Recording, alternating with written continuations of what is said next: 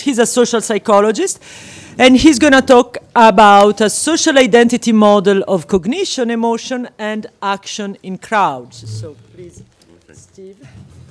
I'm going to start with... You can sit here because I'm just going... I'll sit here. I'm going to start with a few introductory comments. The first is, there are talks, and it is almost uniquely exciting to talk about crowds in Paris for the two obvious reasons. The one being Paris is the site of those events which populate our imaginary of the crowd. You only need to look at the dates, from 1572 to 1789, 1792, 1871, 1968, 2015. And not only do the events happen outside these windows, but also most of the most significant theorists probably walk down these streets. And again, we've heard some of those names. Michelet and Taine, and Tarde, and Le Bon, and Durkheim, and more recently, Serge Moscovici, whose book, in 1981, The Age of Crowds, I think is remarkably important and makes the point, it's one of the points that I try and argue, that crowds which are often seen as at the periphery of the social sciences, I sometimes call them the elephant man of the social sciences because they are exotic and they are exciting, but ultimately they're supposed to be not really very important. Moscovici makes the point that Le Bon's book, The Crowd, is probably the most influential psychology text ever written. Not only because it formed our understanding of crowds and groups and the mass, but because it formed the mass politics of the 20th and the 21st century. So it's remarkably exciting to be here. To be a crowd theorist talking about crowds in this building, I suppose it's a bit like being a Jew at the Western Wall, or being a socialist in Highgate Cemetery, or being a cyclist at the top of Mont Ventoux. You're at the summit, and the only way is down from here. That's the depressing bit. Enthusiasm, and then realization. That's the first comment. My second comment, which I think is important, is to recognize that there is a paradox in all intellectual work, and that all ideas are collective. They come through conversations and they come through interactions. And yet, sadly, merit tends to be individual. It's individuals who get prizes and individuals who get promotions and individuals who are first authors, and that's entirely unjust. Everything I talk about today comes out of many years, many decades of work with many people. Some of them are here today, so Clifford Stott and John Drury are here today. Many aren't. Nick Hopkins and Alex Haslam, Fergus Neville, David Novelli, Anne Templeton. Everything I say should be seen as a collective product rather than the product of an individual mind. So I want to talk about collective emotions by asking about the interrelationship between collective psychology and our understanding of emotionality. And that, of course, is absolutely central to the classic models. If you had to characterize classic crowd psychology, I suppose I would start with Martin Luther King's famous aphorism that crowds are the voice of the powerless. And then crowd theory is a device, a resource to try and take away that voice, to silence people, to say their behaviors aren't meaningful, their behaviors are irrational, it's the mere babble of mad people. Crowd psychology characteristically takes away voice. Now, of course, if you start talking about voice, the obvious point of reference is gender. Carol Gilligan in A Different Voice. And we've already heard about the gendering of crowds. I think that's absolutely central. You see, as I understand it, in many ways, crowd psychology responds to the core question, the core social question that comes out of industrialization in the 19th century. The question of social order. How are you going to maintain control over people where they're no longer under face-to-face relations of domination in villages? Now they're massed in the cities. You don't see them. They live in separate working-class areas. How are you going to retain social order? The mass is an incipient threat. And there are many metaphors, as Susanna Barrow says, many metaphors of the threat of the mass, one of which is the independent woman. That monstrous thing that breaks down order and hierarchy. And the crowd is the mass in action. The crowd is the moment when the mass might rise up and destroy the social order. So the crowd regroups in dense form. It's overdetermined by all these metaphors. The crowd sometimes, literally we're told, is female. The worst crowds are crowds of women, both in fictional form, and we heard the famous example from Germinal where the old women tear the phallus from the man and hold it aloft. What a symbol. And sometimes crowds, of course, metaphorically are female. They're fickle and they are emotional. So emotion is quite central to the politics and the gendering of crowds. Quite central to this notion of a threat to the social order, which is ideologically represented not as an alternative way of seeing things in which women might have an equal place or the poor might have an equal place, but the breakdown of order altogether. But if we're going to challenge it, I think it's important to understand how classic crowd psychology accomplishes its notion of the crowd as irrational and emotional. Robert very kindly didn't talk about Le Bon.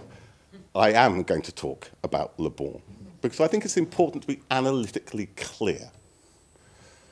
I see Le Bonian psychology and classic crowd psychology, and actually quite a lot of contemporary social psychology of groups, including a lot of notions of emotional contagion, primarily as a narrative of loss. The sole source of reason, of rationality, is the sovereign, isolated individual identity, individual values and norms. That's what allows us to judge. That's what allows us to think. That's what allows us to discriminate. But in the crowd, that is stripped away, submergence. You become anonymous in the crowd. You lose yourself, and because you lose yourself, you lose the ability to judge, to discriminate. And therefore, you go along with any passing idea or emotion that comes along in the crowd. Emotionality is, if you like, a correlate of loss. The loss of reason leads to the domination of emotion. And above all, what is lost, which is why crowd psychology is a moral warning. It's something your mother would read to you in bed to warn you off crowds. You lose agency. That's what you've lost. You've lost yourself. You've lost your ability to be a human subject in the world. Now, we can critique that for political reasons. We can critique it for theoretical reasons, but I think it's simplest to critique it on the basis of simple observations of the nature of the phenomenon. You see, the odd thing about crowd psychology is it's a theory without a referent. It's decided that crowds are bad before it looks at crowds. It's decided that crowds are irrational. It's decided that crowds are explosions. It's decided that crowds are inherently violent without looking at crowds in general. So let's look at one crowd.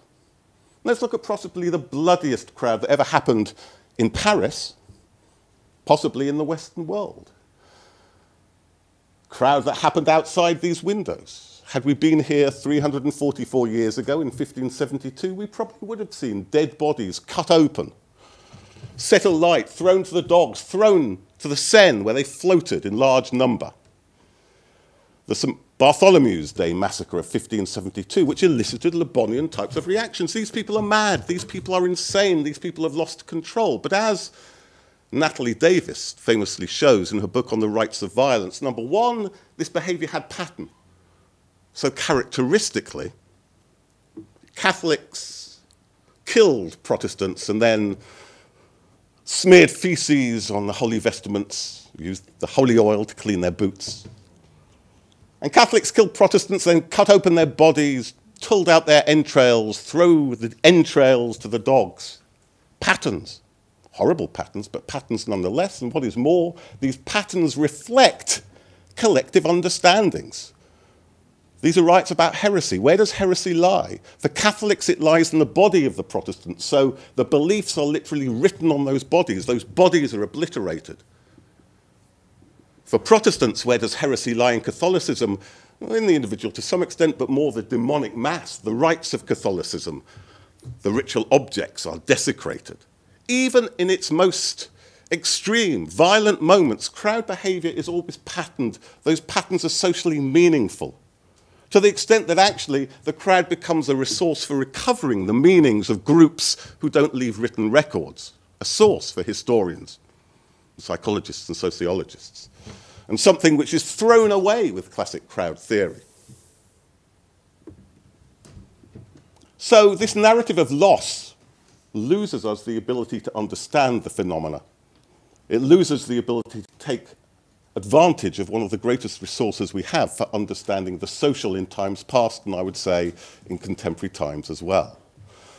And on that basis, over, well, 3.5 decades, we've worked on an alternative approach to crowd psychology, which starts by rejecting that notion of loss. And it starts precisely by rejecting the notion of identity which underpins that notion of loss. The argument is, and it's familiar to anybody who is familiar with contemporary social psychology, is that the self is not a single thing, it's a multiple thing existing on different levels of abstraction. Sometimes the self is an individual self, I versus you. Sometimes the self is a collective self, we versus they. It's important, as important for me, to be not a Chelsea fan, a Tottenham fan, or a socialist, or a Jew, or whatever, as to be me with my own particularities. Now, once you open up the notion that the self is problematic, that the self is multiple, the self is variable, then the question always becomes not, is the self operating or not? Are we operating in terms of the self? Are we acting in terms of self-interest? But rather, what self? What is the self through which I define myself? What is the self of self-interest? You see, one of Le Bon's key claims through which he demonstrated irrationality is in crowds I do mad things like sacrifice myself for you. We don't only kill for the crowd, we die for the crowd. But if I define myself collectively, and if you are part of my extended self, and if sacrificing myself for you actually advances the interests of the group, then my personal sacrifice is an assertion of collective self-interest. So we argue that we should see crowds, psychological crowds, as a set of people who see each other, not just who define themselves, but who see each other as having a common social identity. Now, I'm not saying all physical crowds are psychological crowds. Right? Go into a crowded train, you're in a physical crowd, but by God, you're psychologically individual. If somebody reads the same newspaper as you, but glances over your shoulder at yours, that's a violation. If they should touch you, that is loathsome. They're psychologically individual. But then, and this is a very British thing, the train breaks down. And after about half an hour, the biggest book in the world is the British Railways Book of Excuses. It's the wrong sort of snow or the wrong sort of leaves or something like that. Now you become a commuter, like other commuters, having something in common against the train company. You turn to others, you talk to others. By God, you might even share your sandwiches. And we're talking about British people here. So shared identity. To the extent that there is shared identity in the social category of people congregated together, I want to argue there are 3 key transformations that we need to understand. Now, our starting point, and the starting point of actually most work in the social identity tradition, has been on what one might call a cognitive transformation.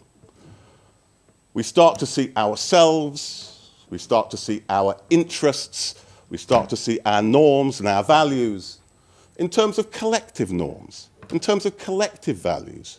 What matters to me stops being how much money I've got in the bank, whether I got enough milk in, whether the cat urinated on my pillow yet again. Those things don't matter. What matters is the future of the group. What matters is what happens to us. And my interests are the interests of the group. You know, if I watch Tottenham Hotspur playing a game, Harry Kane glides past 3 men and shoots the ball into the top of the net, I feel exhilarated. I didn't do anything, right? I personally might not gain much, but the group, the category, Spurs, win the game. They might even win the Premiership. It's still just possible. The point is, there is a transformation of what matters to me of the norms that I show.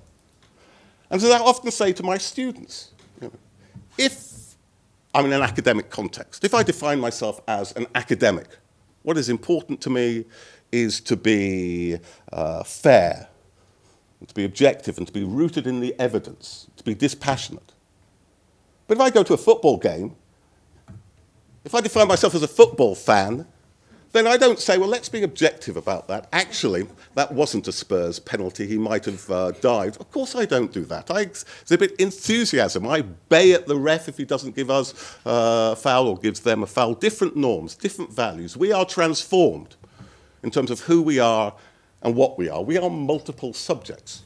Now, in crowds are often novel situations, unprecedented situations, ambiguous situations.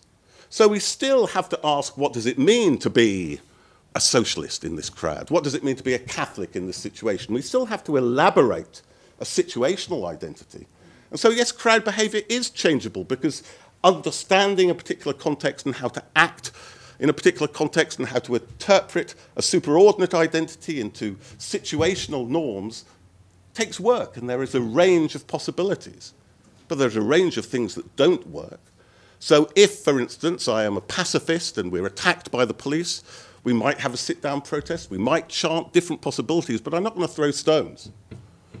So crowds are characterized by limits of behavior, which are a function of the constraints upon how you can build a situational understanding of your identity in the context of a superordinate category membership which clearly defines certain limits to what is acceptable and what isn't acceptable. So there's a cognitive transformation. There's a lot of work on it. The second transformation, which we've done much more work on recently, is what I call a relational transformation. And let me start with a phenomenon that I guess roughly half the people in this room might be aware of. If you are a father, an expectant father, you think to yourself, nappies. You think to yourself, I don't want to change nappies. I don't want somebody else's shit on my hands. It's not very attractive. And then the child comes along. And wiping their bottom is no more disgusting than wiping your own bottom. It's not disgusting at all. You go to work with sick down your front, and everybody else might be disgusted, but you're not. Okay? Why? Because the child isn't other, right? This is not a separate being. The child is part of an intense personal relationship. They're included in the extended self. Well, similarly, when you're a member of a social category, people cease to be other. They start to be part of the extended self.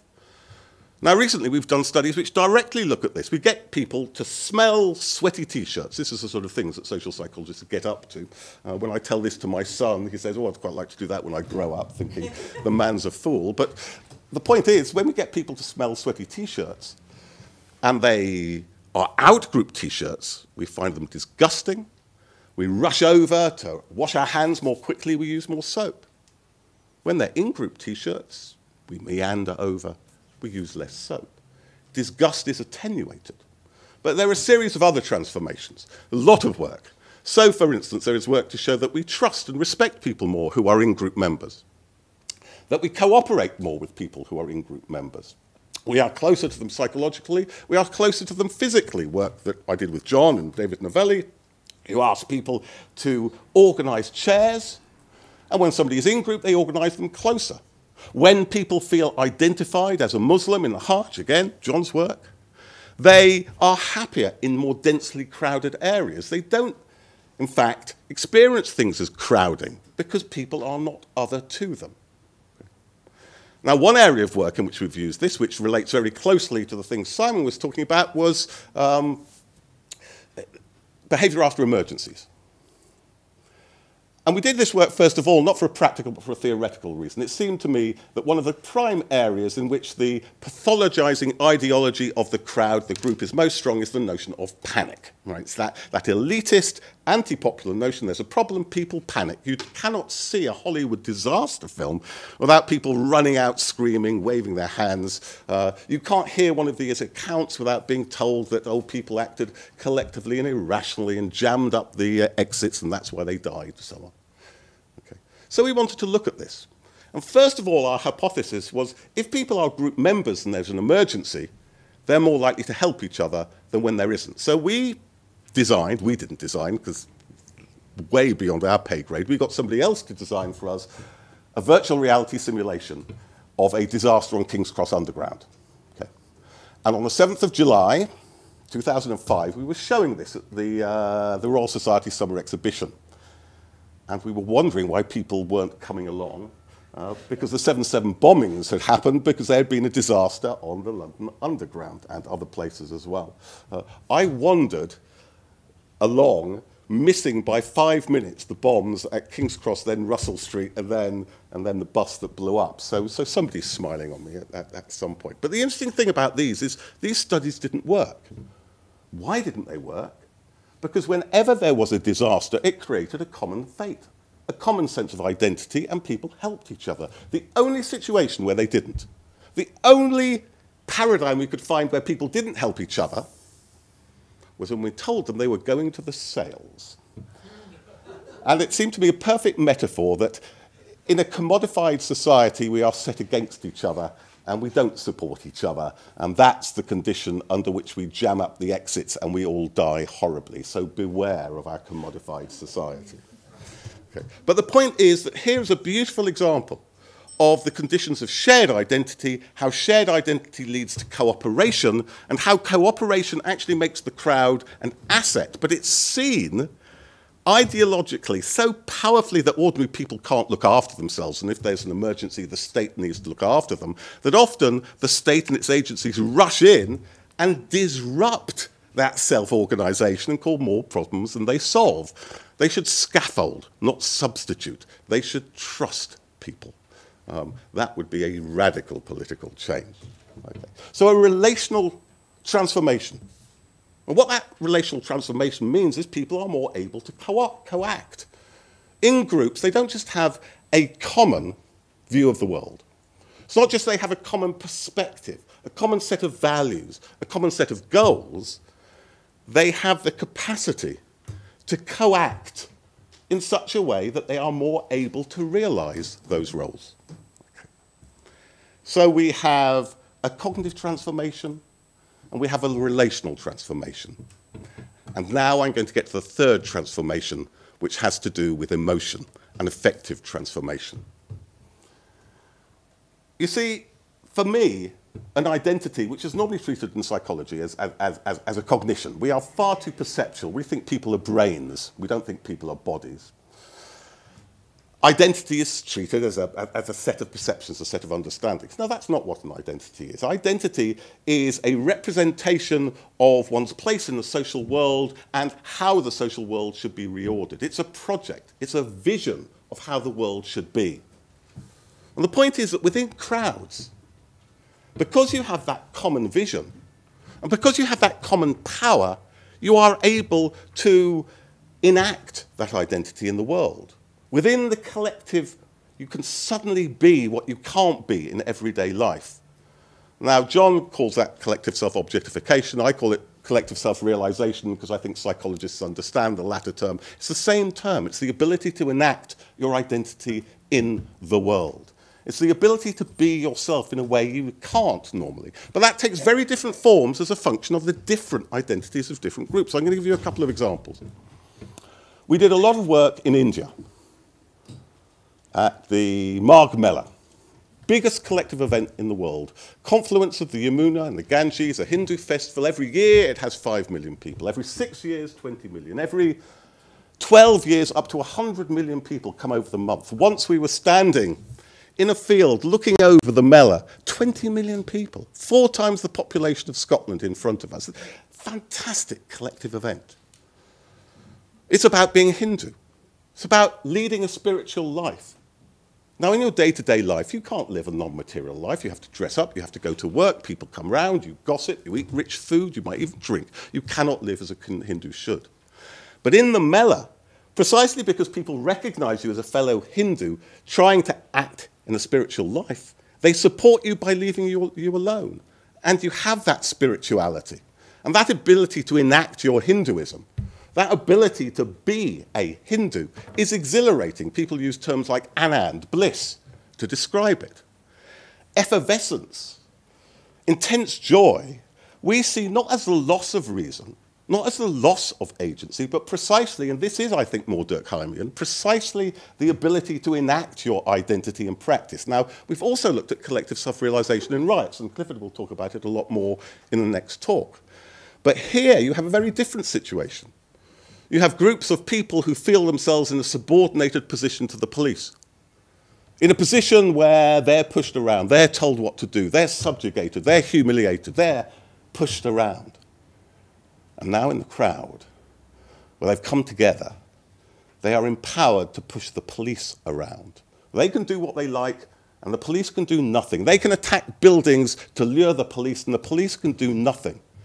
See, one of the figures that is often used in mythology and in contemporary media to show the irrationality of the crowd is the dancer in the flames. It's a key cultural image. The dancer in the flames, doesn't that show the irrationality of the crowd? Doesn't that show that not only do they destroy, but they enjoy destroying? They're bacchanalian. Surely this shows irrationality. But actually, it's precisely the opposite. They are saying, look, we can do what we want, and you can't do anything about it. And that is exhilarating.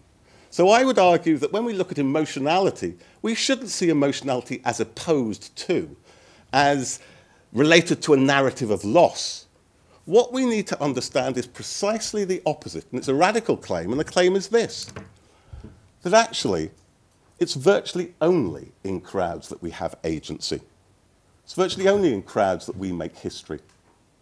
On the same day as the 7th of July bombings with the G8 summit in Gleneagles in Scotland, when I say to my students every year when I teach them about crowds, I say before we look at the theories, look at the phenomenon, immerse yourself in the phenomenon.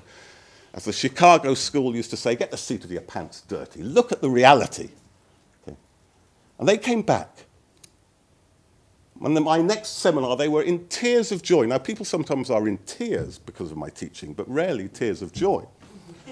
I said, look, why? What's going on? And they said, look, we went to the Make Poverty History demonstration, big demo, on the Saturday in Edinburgh. And they said it was just phenomenal because in the first time in our lives, governments weren't telling us what to do, we were telling governments what to do. They were agents, they were humans, they were world makers. And as I say, to me, that is what is exhilarating. That's what's enthusiastic about the world. What makes for enthusiasm is the prospect, but even more so the reality of enacting your social identity, and therefore what breeds enthusiasm obviously is going to depend upon the specific content of the specific groups we're talking about. And so let me finish, and I genuinely will finish at this point, by invoking another French theorist, and one of the best, I think one of the best, chapters on crowds that I ever read, that I read almost when I started studying crowds many years ago. It's the chapter by Georges Lefebvre on revolutionary crowd, Foule révolutionnaire, in his book on the French Revolution. And he finishes with a phrase which roughly translated goes like this. He says, perhaps it is only in the crowd that we forget our petty day-to-day concerns and become the subjects of history. The subjects of history. What could be more exciting or more emotional than that?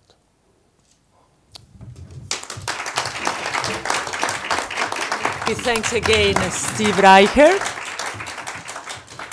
And to turn to our last speaker today, Clifford Stott at Keele University, social psychology, who will speak on the role of social identity analysis in articulating structural and collective actions, the 2011 riots in Tottenham and Hackney.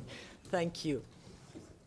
So, can I use that microphone? Is that okay? Oh, yes, sure. Okay, hello everyone. Thank you, Steve. Always really difficult speaker to follow. Follow that if you can. A problem made even worse by Simon's earlier metric of the PowerPoint as a measure of an academic's intellectual capability. You'll see Steve used no PowerPoints, and I'm a PowerPoint junkie, by which measure I am probably in the category of the idiot.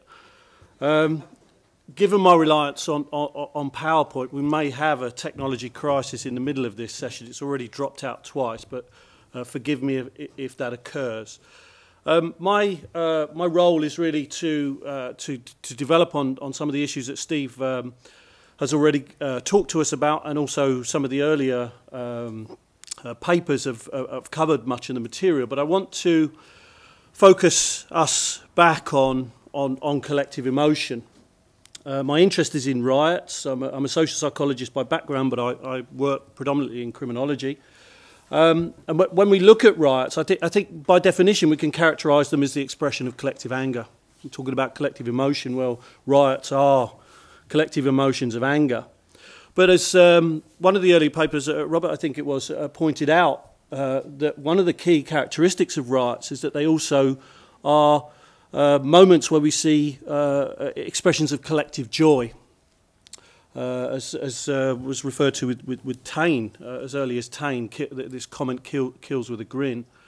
And that was certainly the case in the 2011 riots. And I want to focus on that transition. You know, what is it then that governs this shift in collective emotions from anger to joy, and how can we understand that, and what does that tell us about collective emotions?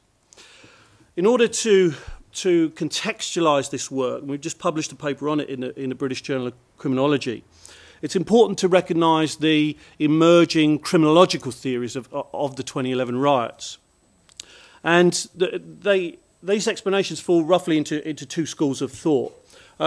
One argument is that the destruction, criminality, and the anger of the riots were expression of the domination of neoliberal ideology. Steve already alluded to it, this idea of riots and looting as shopping for free, this nihilistic, acquisitive, inarticulate, destructive expression of that ideology. The other is that the collective anger of the riots was an outcome of structural inequalities, racism, policing, poverty, and so on, as is captured in Jefferson's quote here quite neatly.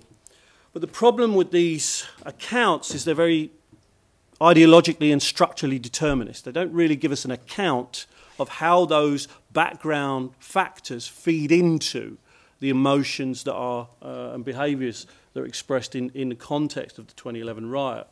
And indeed, that's an argument that criminologists themselves have recognised, I think, particularly in their analysis of prison riots. And we see some work in that particular area of criminology where theorists have begun to argue for the need for a social psychological account that helps us to understand how these background structural and ideological factors feed into the riot. We've seen in Kimball's very influential study of prison riots in America argue that in order to understand the patterns of those riots, we need to start to develop a theory around the nature of social identity. Sparks' analysis of riots in British prison talks about the centrality of legitimacy. The legitimacy in the structural relations of power that operate in prisons is a requirement. And Carabine in 2005 points towards the centrality of interaction. So these identification, legitimacy, interaction, they're all social psychological variables that criminology itself points towards.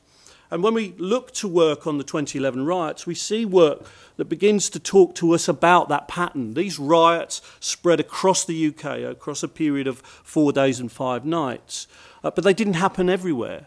And where they did happen, they happened in different forms. They had different normative structure. They weren't just a singular event with a singular pattern. And in order to begin to understand and articulate the nature of those riots and the emotions expressed within them, we really do need then to start to formulate and understand those riots in terms of these forms of social psychology. But that's precisely what doesn't go on in the context of these riots. What we see, particularly on the political stage, is a reversion to Le Bonian theory. The idea that the crowd is an irrational explosion, a meaningless intrusion into normally civilized society, much the way Robert spoke of earlier on in the 19th century. Well, that hasn't gone away. It's still here. It's still deployed. It's still politicized in the same way. And what's important about that, and for me, Robert, I think your contribution was particularly relevant in terms of the way in which these categorizations then feed into the notion that we can deny these people rights, that it legitimizes a particularly reactionary form of social control that somehow doesn't really need to pay attention to the law anymore. It doesn't need to pay attention to human rights anymore. So what we see is a response, a call for a response in the context of this crowd theory that's all about the production of policing reliant on the use of force. Rather than criticising police use of force, it applauds it and calls for ever-increasing moves towards even more forceful social control. Now, of course, then these ideas of the mob are born in the 19th century, and we don't need to revisit them here, apart from to talk about an intellectual journey that we see beginning in the 1850s, moving into the Paris Commune, and then this particularly important explosion of theory in Taine's work that then sparks a debate about criminal responsibility. We see these ideas of Lombrosian criminology emerge in the Italian criminologist's account from Scipio Sigale, the criminal crowd, countered with Gabriel Tard's analysis of crowd violence in terms of the general laws of imitation, these emerging social theories of the 19th century, which aren't just about the crowd, they're about urbanisation more generally, of which the crowd and its violence was a core feature. So too was criminality, so too was suicide. And these phenomena become the cornerstone, the birth, the catalyst of a broad range of social intellectual theories, and culminate to a certain extent in relation to crowd theory in the work of Gustave Le Bon. And we have these ideas still with us in the 20th century, and they're deeply problematic. They're deeply problematic because they are flawed. They don't actually explain crowd violence. And they're also ideological. They exist not because they're valid, but because they perform particularly important political functions of delegitimizing crowd violence and legitimizing social control that relies on the reactionary use of force. So I think that relationship is particularly important to understand why we still see these flawed theories still perpetuating in the 21st century. And we've heard from Steve in terms of the shift in social psychology away from Le Bonian theory towards a different notion of the psychological processes that underpin collective violence that begins to expand our explanatory power. And in that, we are now in a position to start explaining the normative structure of riots, that in riots people don't just attack randomly, they attack specific targets. There are a reflection of their underlying identities which is born out of particular forms of social structural relation, in many cases with the police.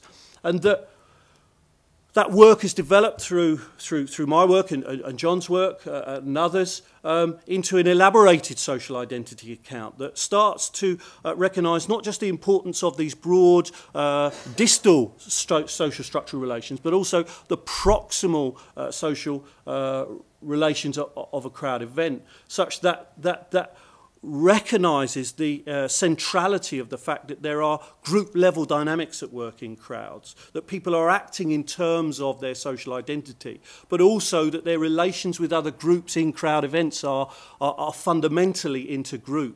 They don't interact with policemen as individuals. Policemen don't act with a crowd.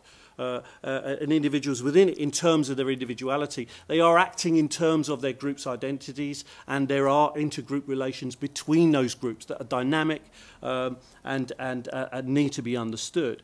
So our work is focused on understanding those dynamics, and what we begin to see is a particular pattern about how and why riots come about that cannot explain riots, many of them that we study, without taking into account the actions of the police and the fact that often in the context of crowd events, in order to try to maintain public order, the police deploy particularly aggressive tactics that rely on the indiscriminate use of force.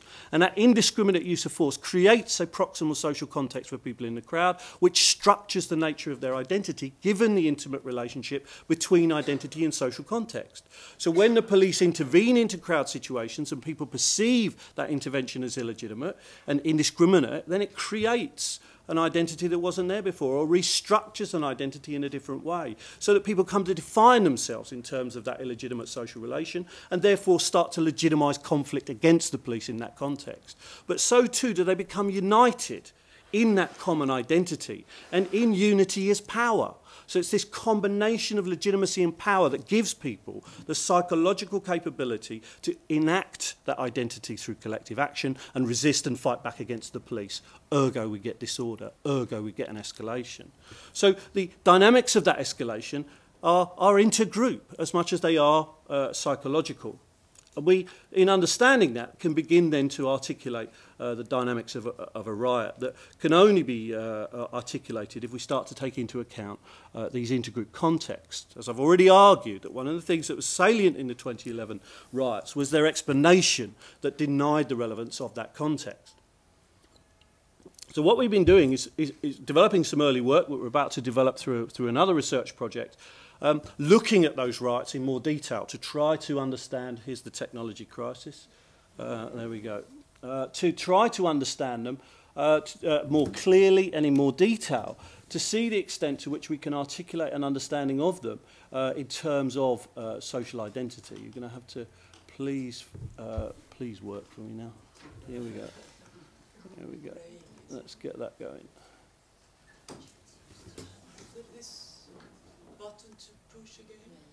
Yeah, it's not as simple as that, I'm afraid. It has to connect first, and then I can press the button. Okay, here we go. There we go. Okay.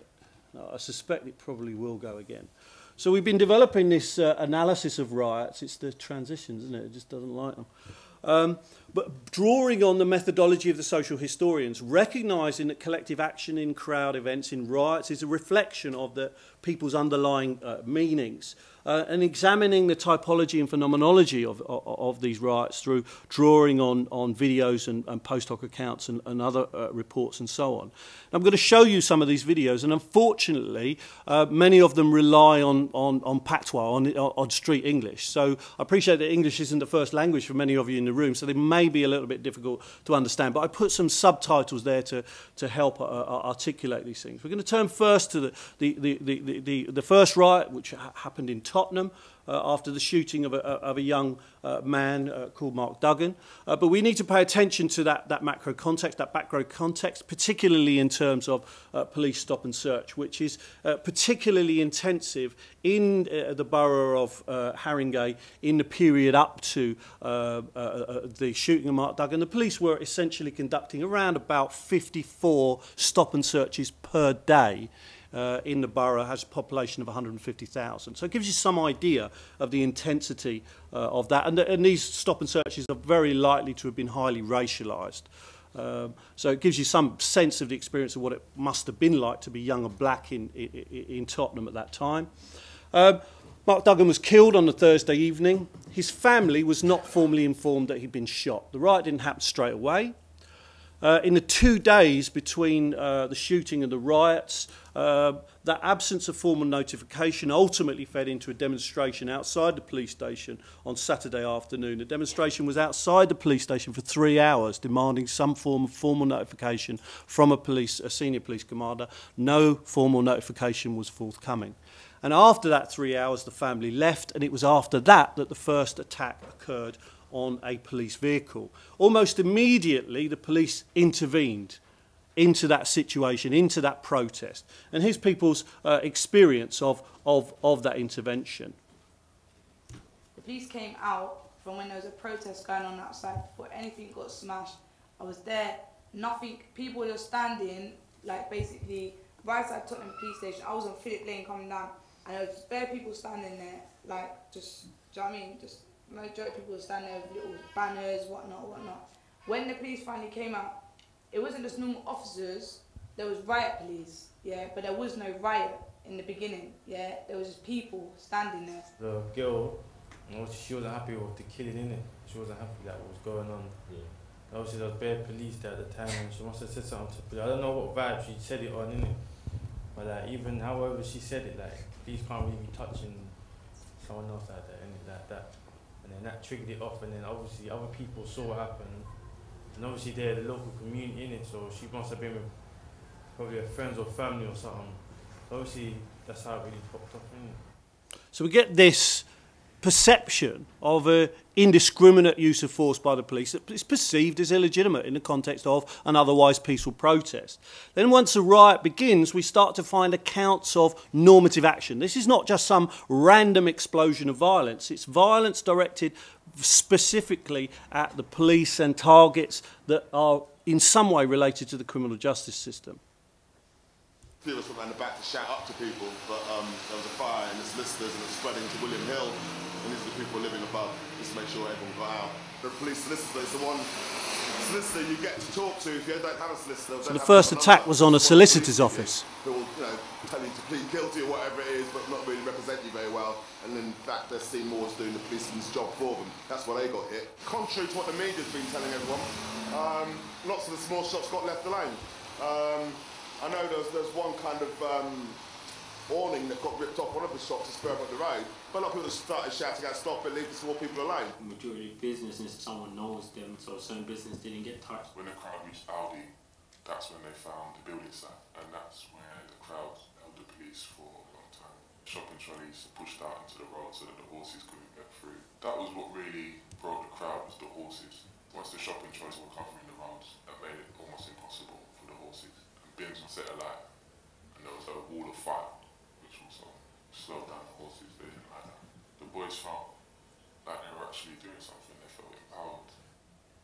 So we see this collective anger, and we see this collective anger related to collective action, which is all about attacks on the police or agencies understood to have relationship to the police, which are all defined in terms of this ongoing relationship of disempowerment and illegitimacy. And then once that riot then starts to take off, once we see this expression of identity-based anger, that's when we start to see the joy. So when we look towards the expression of identity, the reversal of power relations. The atmosphere is crazy. It's like being in a football match, everyone cheering, chanting, no justice, no peace, rest in peace, Mark Duggan. So now it's not anger, it's joy. No justice, no peace. Fuck the police. That's the shift in terms of the shift in emotion. That's fundamentally about an intergroup process that plays itself out in the context of the crowd event itself. Begins as anger, embedded in context of disempowerment, shifts towards joy with the reversal of those power relationships brought about through the expression of identity. So then, if we have time, which I think we do, we'll just summarise there in terms of the framework, the patterns of the riot there. Focus on this latter point, that we see the expression of power becomes an end in itself, and the expression of joy then comes into salience at that point. We see, instead of killing with a grin, destruction with a grin, as Taine might have put it. Shifting on then, we wanted to also understand not just the origins of the riot, but also the contagion. How did they then begin to spread across London and then potentially spread out beyond London to other cities? What was going on there? What is underpinning that contagion? Is it a mindless mimicry, or is there something more complex going on? Well, when we look at this analysis, we obviously have to do a case study approach. We can't yet analyse them all. And we looked at Hackney, which occurred on the Monday afternoon and Monday evening, 2 days after the Tottenham riot. And it was probably the largest single riot of all the riots that took place, the largest and most violent of the riots. And again, we see the origins of that riot in police action. It begins with a stop and search in Hackney in the afternoon. And we can see footage of it.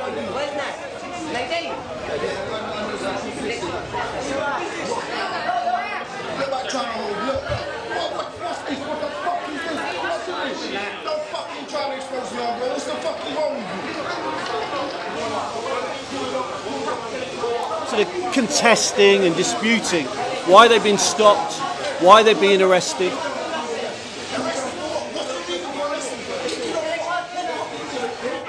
And in this context, the crowd develops, starts to dispute the stop and search. The police deploy into the area.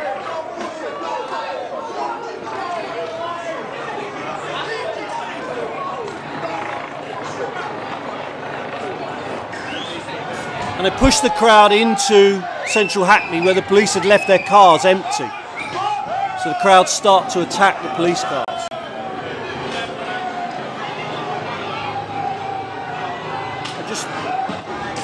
Moving on, because we're running out of time, what we see there is, because the disorder breaks out, there's 6,000 riot police on the streets of London at this point, mobilised, ready for a riot to occur. This is the start of that riot. So the police rapidly mobilise further resources into the area. But when they arrive, what do? Start dispersing everybody from the area. See the guy in the white here? Watch what happens to him. Starts getting pushed around. He just got off a bus. One of these officers, yeah, was using his truncheon and hitting my man right there around his head. He's just going to talk to him. I was recording just like you are. I was standing next to an officer, and another officer has come running over to me and smashed me with a truncheon. And that's how they're dealing with us down there. And we ain't moving. Now watch how he racialises the interaction. Being filmed by a white journalist.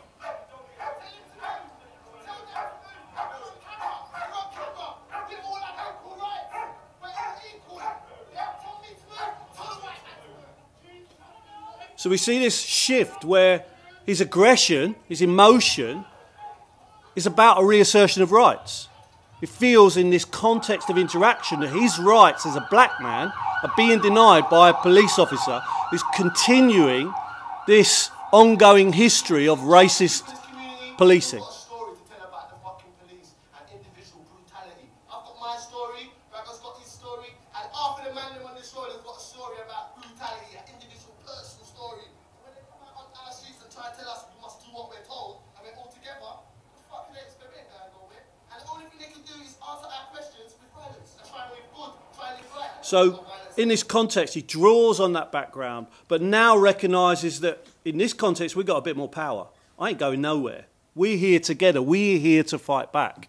And in that context of fighting back, then, we see the emergence of this discourse of power and, indeed, the positive emotion of joy. Now, this is probably the hardest video to understand, because the guy's wearing a mask. He is a rioter, and he's speaking in a form of patois. But here we go anyway. When this man attacked the piss, they rough up the man's then, take bare liberties, and at the end of the day, it was inevitable. You go around hustling people, taking the piss out of people, and this is what's going to happen. Police take the piss, at the end of the day, they gun down a man for nothing, and what? Do you think it's still about harm, or do you think it's because No, it's not about the protesting side. It's about showing the foreign world that they can't run around taking the piss out of the young man and get away with it. So therefore, we're going to smash up the area and make them know that next time they do this kind of shit, this is what's going to happen. Fuck 2012 and the Olympic Games. If this is what it boils down to, then we'll fuck that up too. What do you want for it to come out of this? Do you think the science going to change? More tolerant police. That's what we need. Do you think that will happen? I hope so. I think so. But I don't think it will. Because the police don't show no respect to the youngsters around here. Anyone around here. So at the end of the day, if we organise ourselves and come as a unit and show them we can roll the force like how they roll the force and treat them like how they treat us, then maybe they'll show us a little bit more respect. So what we see there is this sense of destruction, anger, antagonism as a form of assertion of power. And it's in the capability to do that that the positive emotions are born.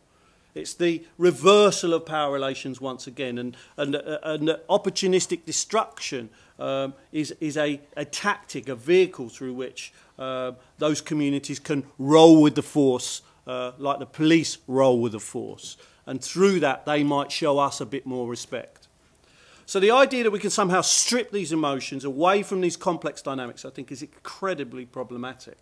That on the one hand, this analysis shows us that this emerging debate within criminology is slightly problematic. It might provide a context of structural inequality and particular forms of ideology, but they can't use those perspectives to articulate the complexity of these rights, and I would suggest others in their entirety. And what we do need is this form of identity-based analysis that Steve's outlined, and we've touched on, that revolve around these dynamics of legitimacy, identity and power. And the elaborated social identity model of these rights, we would argue, is a way forward. And this shift of collective emotions from anger to joy, the anger we see is embedded in a context of disempowerment. People are getting angry about things, and it's those things that are driving that anger around legitimacy and so on. And that shift in power relations is made possible in the context of the crowd event through identity-based expressions of that anger in the form of violence and confrontation. And that expression then reverses the power relationships that's only made possible through these identity-based collective action. And it's in that process that joy is born and becomes something that people then go on to actively seek out as an end in and of itself in the context of this struggle with the police. So to understand collective emotions, we must understand that they're embedded within, determined by, and determining of an intergroup process. Thank you very much. Thank you.